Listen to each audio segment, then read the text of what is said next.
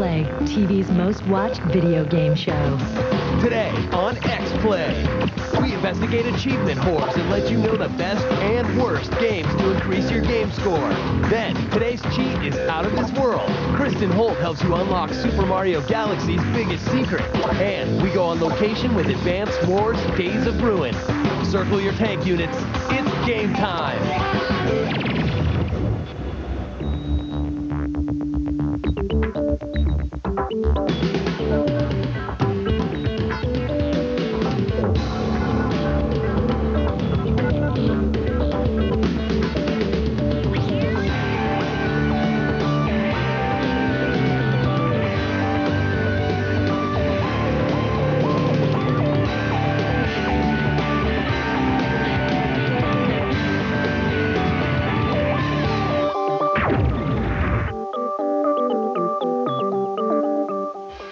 Welcome to X-Play, TV's most watched video game show. I am Morgan Webb. And I'm Adam Sessler. We're coming to you from the G4 studios in Los Angeles on Wednesday, January 23rd. On today's show, the Advanced Wars series is back and bigger than ever. We go on location for a look at Days of Ruin, the DS title that promises hundreds of hours of gameplay. No joke.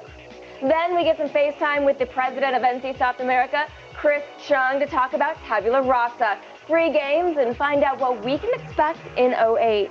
Plus, grab your magnifying glass and deerstalker hat. X-Play investigates achievement whores. You'll find out what are the best and worst games to pad your gamer score. And in today's cheat, you'll learn that gold is worthless and that the real bonuses come from purple coins in Super Mario Galaxy. But first, let's go over to Morgan for the latest news in our gaming update.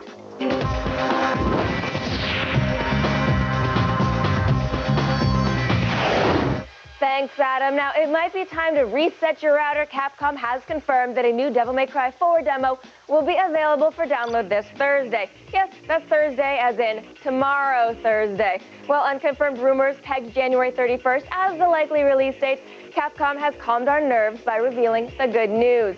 Sure to give gamers a glimpse at multiple levels throughout the game, the demo will also feature Nero, the game's new hero, and will end with a boss fight against an enormous fire demon. The Devil May Cry 4 demo will be available tomorrow on both the PlayStation Network and Xbox Live Marketplace. Valve Software has announced that EVE Online will soon become available for download via Steam, Valve's immensely popular digital distribution software service. With this news, EVE Online becomes the first MMO on Steam and will celebrate its launch with a free 21-day trial period. Those who choose to download the game free of charge will also save $5 off their first full month of EVE Online. Now, this is good news for Steam gamers and EVE Online developer CCP alike. Steam currently supports over 13 million accounts worldwide and could be the catalyst CCP has been looking for. Gears of War won't be seeing any new downloadable content anytime soon. Since the game's release in November of 2006, Gears of War has been treated to a ton of extra downloadable content. So far, 6 unique multiplayer maps, 250 achievement points, and an entirely new game mode have been created to extend the game's replay value. Epic Games and Microsoft recently told IGN that they don't have anything planned in regards to additional downloadable content. This means 360 owners are going to miss out on a few extra levels and the Brumac boss battle that PC gamers were treated to last year. That's all for today's gaming update. Be sure to visit us on the web at g4tv.com/xplay to continue getting all of today's up-to-the-minute video game news. But now let's go over to Adam, who has the results of a shocking X-Play investigation. Thank you, Morgan. Now, some people will do anything for money, like me, while other people will do anything for achievement points. What's behind this phenomenon? Why would someone rent NBA 2K6? Well, it's elementary, my dear Watson. Join us as X-Play investigates achievement whores.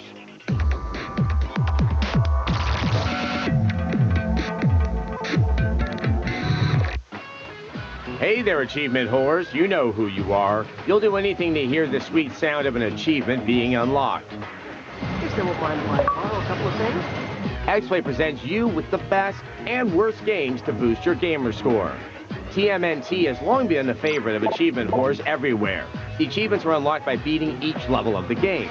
Not on hard, not on veteran or insane or metapocalypse difficulty levels. Just get from the beginning to the end. Bam! 1,000 points. And then there's Avatar. Amongst achievement whoredom, Avatar: The Last Airbender, The Burning Earth is the holy grail of easy achievement points. To max out the gamer score, you must amass a 50-hit combo. Sound hard? It'll take you about 2 minutes. Find a wall or a corner and let the enemies come to you. A few minutes of mashing the A button and 1,000 gamer points are yours. I can take it. Congratulations, you're one of the achievement whore elite. But for every yin, there's a yang. For every Popeye, a Bluto. For every easy game willing to put out, there's a bitch that will crush you under her stiletto like a June bug. We love Guitar Hero 3, but have you taken a look at the unholy cold score encrusted list Activision is passing off as a set of achievements? Here are some highlights. Button Masher. Win 15 consecutive ranked songs online using a standard controller. I don't even know where the orange button is on the standard controller, but Button Masher is nothing compared to the Enlightened Guitarist achievement. Gold Star 20 songs on Expert. You know Gold Star means hitting every note perfectly on Expert, and you want me to do it 20 times? You. XPlay understands how much the meaningless tally of arbitrary achievement points is to all of you out there, and we'll keep you informed of the best and worst games to pump up your gamer score. You must first complete your mission. When you're done padding your score, you should probably grab one of these titles as a reward for your work. Here is our X list of the best-selling action games of the week.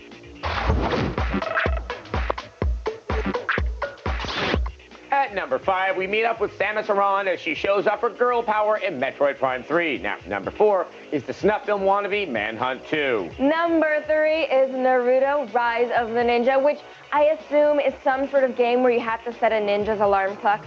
Coming in at number 2 is Assassin's Creed, proof that you can wear white robes after Labor Day. And the number 1 best-selling action game is Super Mario Galaxy, because in space, no one can hear you scream in frustration at trying to get that 121st star. Now stay right there. We've got cheats, reviews, and more coming up. You're not going to get that star anyway. Coming up on X-Play, Kristen Holt helps a certain Italian plumber turned astronaut free his brother in today's Cheat. Then we get some FaceTime with NCSoft's Chris Chung to talk about the company's MMOs due in 2008. And later, we go on location to witness the return of Advance Wars to the DS.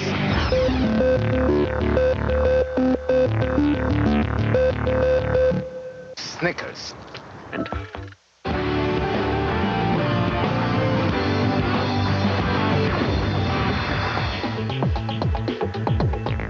Welcome back to X-Play. Collecting coins used to be reserved for the antisocial and homeless people, but thanks to Super Mario Galaxy, this unbelievably boring hobby is more popular than ever. We know Luigi's purple coins are hard to get, but Kristen Holt is here to help. Thanks, Morgan. Sure, you can beat Super Mario Galaxy by getting the bare minimum of stars, but the real bonuses come with some hard work. Here's how you unlock the game's best secret.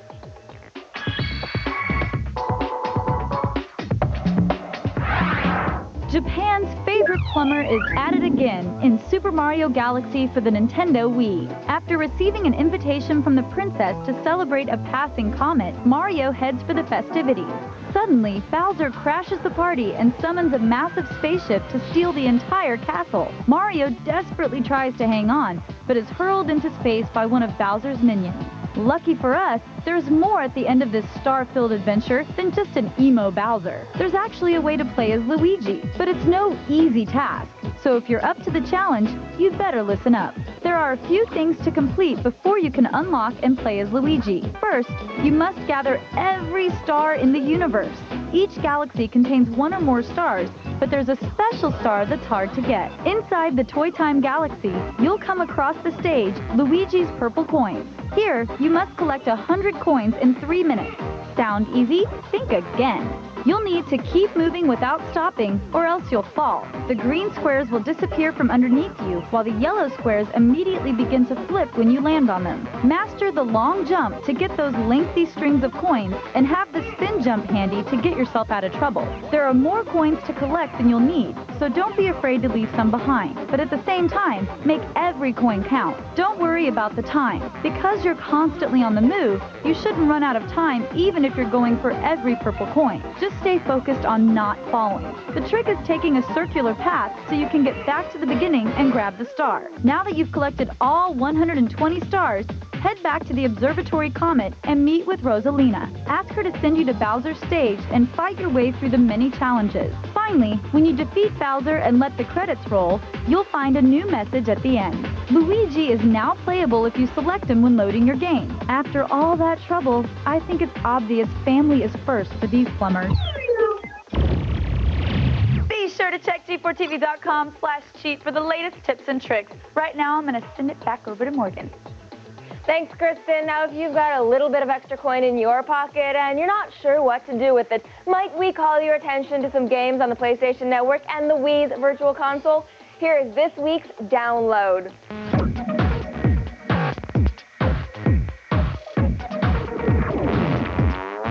Some days, the last thing you want to do is roll out of bed, stumble blinking into the harsh light of the sun, and fight your way through the unwashed masses. We get it. But hey, that's why Al Gore invented the internet.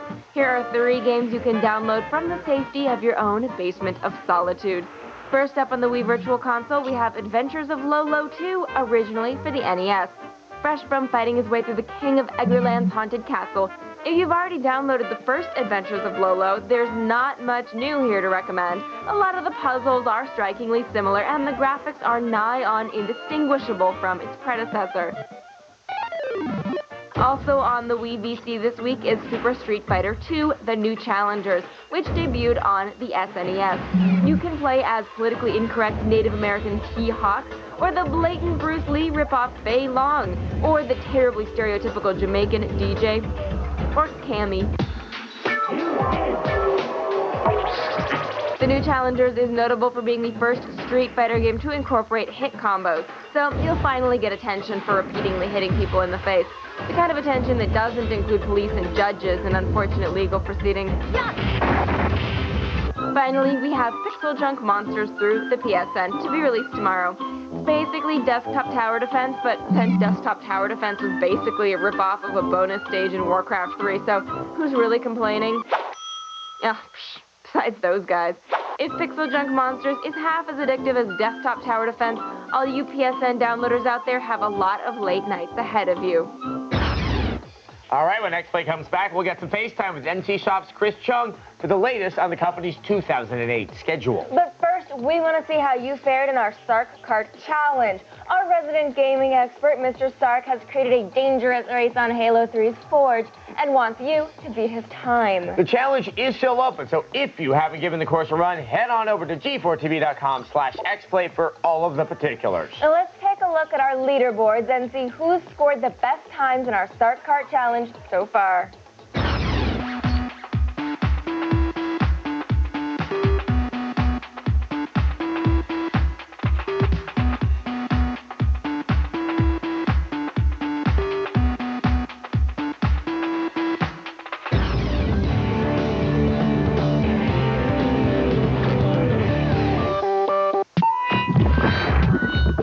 Starts working 5-3.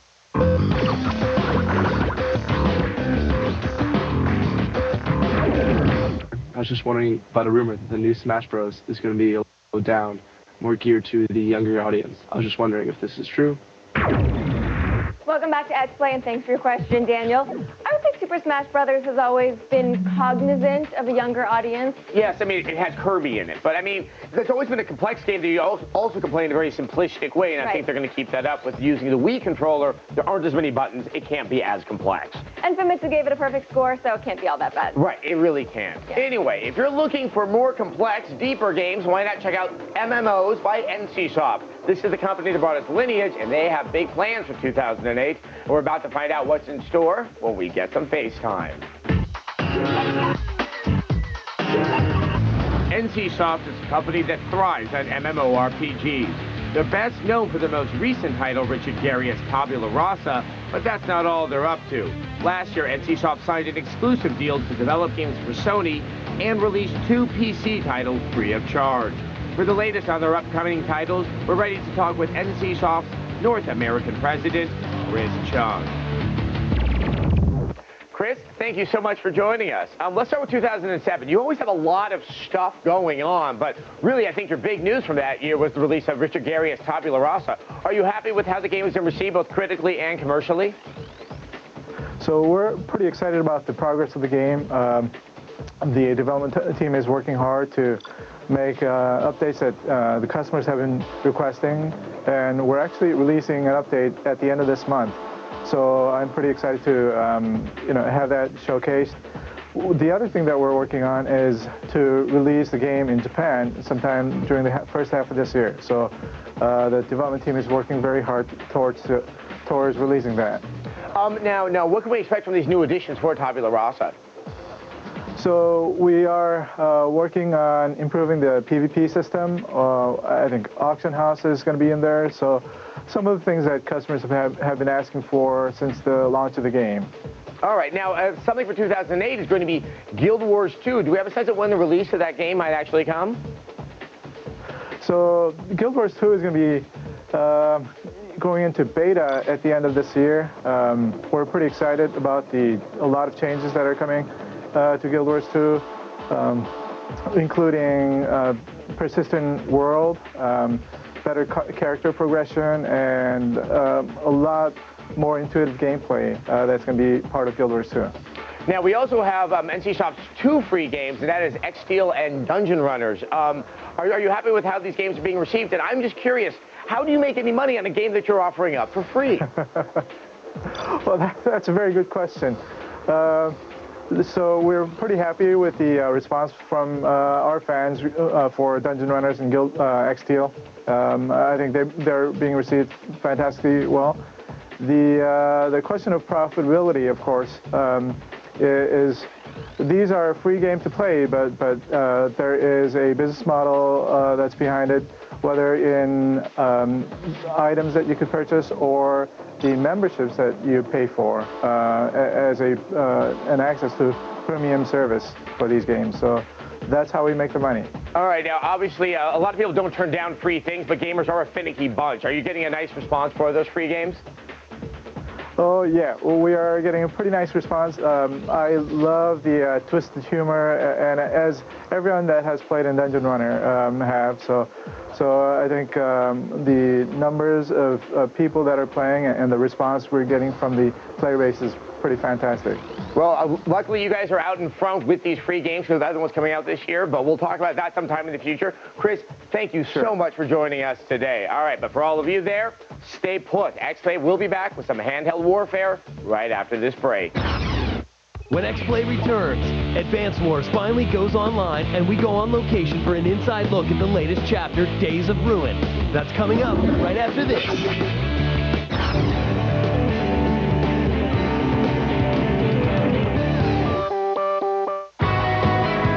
Video games. Pierce wasn't something.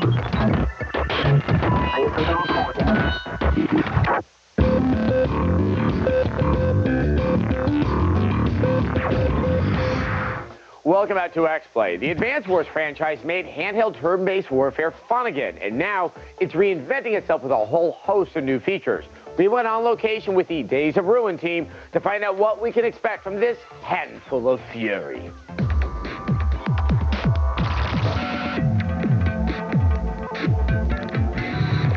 If you've played Advance Wars DS, chances are you're still playing it because it's a gigantic game. But it's time to wrap up that cartoony campaign because Advance Wars Days of Ruin is upon us. Advance Wars Days of Ruin is sort of a rebirth, if you will, of the series in that it's a brand new world, all new characters, all new graphic look, darker, more mature, definitely a grittier storyline than we've seen before. The basic idea is that there is a world that has been hit by a cataclysmic meteor shower. 90% of the population is dead. There are toxic dust clouds in the air, so the sun can't come through, so nothing can grow. And from this emerges a young cadet named Will. Wow, pretty dark for a Nintendo game, guys. Yes, it is. It's a lot of fun to work on. While the story may surprise you, no Advance Wars fan will be surprised to learn that Days of Ruin contains hundreds of hours of gameplay. There are over 170 pre-deployed maps in existence. That's 2-player, 3-player, 4-player maps. And then, as Alan mentioned, there's the whole map creation system, which allows you to go in and using all the different terrains and all the different units. The map editor is one place where the DS touchscreen comes in very handy. It actually feels like you're painting. You know, you choose mountains or plains or ruins or whatever it is, and you just go to town like you've got a pad and a pencil with you. But what is there to do with your created maps, you ask? Upload them to the online map center. Once you've uploaded them to a server, people can then come along, they can download your maps to their system, they can play them, they can rank them, and then you can check back and see if people like the maps you've created or not. Advance Wars vets, you know, and as well as new players are going to pick this up and, I mean, be right up to speed as soon as they power it up. A turn-based strategy with all the bells and whistles that you come to expect and more. That's it for today, but join us every night right here in prime time at 8 p.m. On tomorrow's all-new X-Play, we'll go on location for a closer look at the racing game that it's so real it's kind of creepy, which is Gran Turismo 5. Plus, we review Pirates of the Burning Seas, which combines two things we love, pirates and MMORPGs. Now, despite the fact that we're conscientious objectors, we'll head into battle for a look at Frontline's Field of War, and Mr. Shark will come by for a new gamer challenge, which will require you to track down a gnome in his underwear. Thankfully, it's in World of Warcraft. But remember, you also have one more day to finish his old challenge, Sark Cart, which is challenging. Good luck, and thanks for watching. See you tomorrow.